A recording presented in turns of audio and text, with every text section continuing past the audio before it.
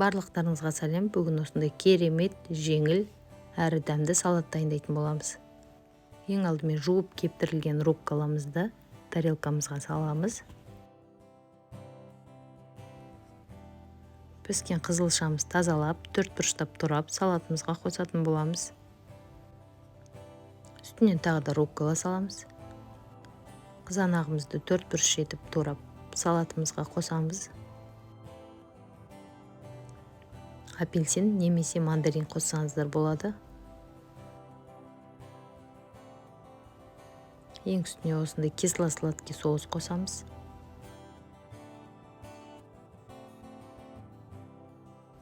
Творожный сыр немесе сыр фета қоссаңыздар болады.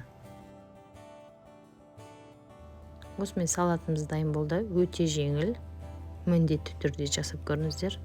Барлықтарыңыз ас болсын.